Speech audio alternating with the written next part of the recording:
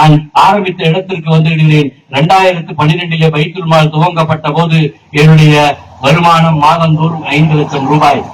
2020 நாங்கள் கோவிட் பெருந்தொற்றின் போது இந்த மருத்துவமனை ஆரம்பித்த போது என்னுடைய வருட வருமானம் என்பது ஏறக்குறைய 3-4 கோடி ரூபாய். இன்று 2025 ஒரு 10 ரூபாய்க்கு ஒரு உணவகத்தை நாங்கள் அங்கே தொடர்ந்திருக்கிறோம். ஏனென்றால் மனிதன் போதும் என்று சொல்லுகின்ற ஒரே விஷயம் உணவு. 30க்கு மருத்துவம், 10க்கு உணவு, அனைவருக்கும் கல்வி, கல்வி பயின்ற அனைவருக்கும் எங்கள் நிறுவனங்களிலே வேலை.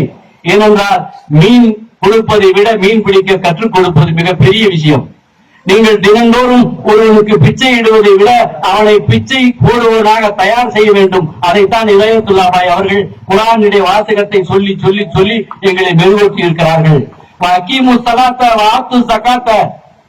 என்கின்ற அவர் வாசகத்தை அவர் சொல்லியதெல்லாம் எங்களுக்கு பசுமரத்தாணி ஓலை பதிந்திருக்கிறது.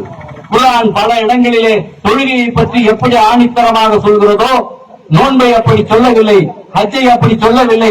வகீமு ஸலாத்த என்கின்ற போது வாத்து ஸகாத்த என்கிற வாசகத்தை அவர்கள் எங்களுக்கு பதிய வைத்திருக்கிறார்கள். அவரோடு முரண்பட்டவர்கள் பல பேர் இருக்கலாம், அவருடைய கொள்கையிலே பல பேர் முரண்பட்டிருக்கலாம். ஆனாலும் கூட நாங்கள் மக்கள் சேவையிலே அவரோடு இணைந்து பணியாற்றிக் கொண்டிருக்கிறோம். எங்களை கொடுப்பதற்கு பழக்கியவர் அண்ணன் இனாயத்துல்லா அவர்கள்.